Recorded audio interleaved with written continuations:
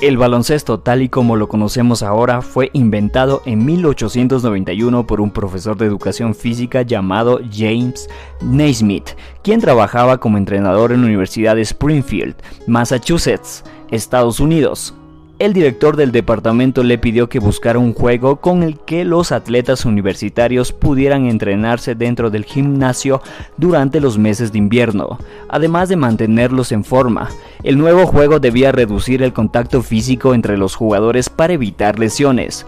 La idea de que un balón atraviese una canasta como objetivo de este deporte proviene de un juego que Naismith practicaba en su infancia, tan sencillo que consistía en hacer puntería con una piedra a un objetivo colocado a cierta altura. Otros dicen que Naismith se inspiró en el pato sobre una roca, que era un juego tradicional de origen medieval en el que los jugadores deben lanzar una piedra con puntería para derribar otra piedra mayor que está colocada en una roca elevada.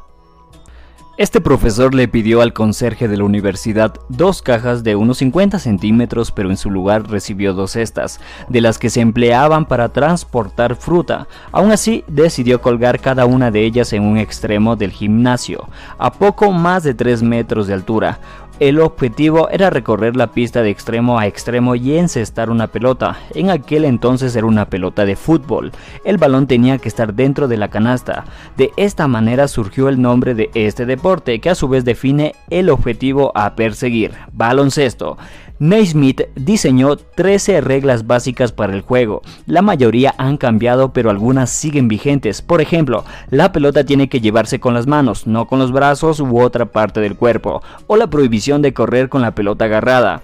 Dividió a sus alumnos en 2 equipos. Como tenía 18 alumnos en sus inicios, el baloncesto contaba con 2 equipos de 9 personas cada uno, número que se fue reduciendo a 7 y posteriormente al actual 5 de jugadores por equipo, establecido en 1896. El baloncesto tuvo rápidamente una gran aceptación y no tardó en extenderse por el resto de las escuelas y universidades de los Estados Unidos y Canadá. Apenas 2 años después de su creación, se jugaba el primer partido en Europa, concretamente en París.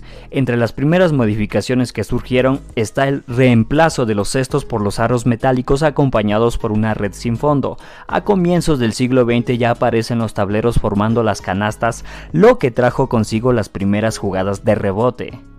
Para principios de 1900, varias universidades contaban con sus propios equipos e incluso la liga interuniversitaria ya era un hecho, al punto de que en 1905 se crea el primer comité de reglamento de baloncesto, que más tarde sería absorbido por la NCAA, la principal federación de deporte universitario de Estados Unidos. La Primera Guerra Mundial entre 1914 y 1919 y la llegada de soldados estadounidenses a Europa ayudó a hacer más popular al deporte en el viejo continente. Incluso James Naismith pasó 2 años en Francia con la Asociación Cristiana de Jóvenes enseñando baloncesto. Finalizado el conflicto bélico, el mundo volvía a la normalidad y en Estados Unidos surgían los primeros equipos y ligas profesionales que fueron conformándose durante la década de 1920. La popularidad del baloncesto iba en aumento, tanto que fue un deporte de exhibición en los Juegos Olímpicos de Ámsterdam en 1928 y en el de Los Ángeles de 1932. Finalmente, en los Juegos Olímpicos de Berlín de 1936, el deporte alcanzó categoría olímpica. En aquel momento fue clave la intervención de la FIBA, la Federación Internacional de Baloncesto Amateur, creada en 1932 para lograr este cometido. Como dato curioso de esta época es que se evaluó la posibilidad de implementar el tiro de triple en el año de 1933. Sin embargo, esto no sería una realidad hasta 50 años más tarde. Entrada la década de 1940, más precisamente en 1946, surge la Asociación Americana de Baloncesto, la BAA, que en 1949 se une a la Liga Nacional de Baloncesto para conformar la NBA, la Asociación Nacional de Básquetbol. A partir de este punto se comienza a conformar equipos históricos como los Celtics de Boston con Bill Russell y los Angeles Lakers con Wilt Chamberlain, quienes dominaron la liga durante más de una década con 10 enfrentamientos entre sí en finales durante 14 años.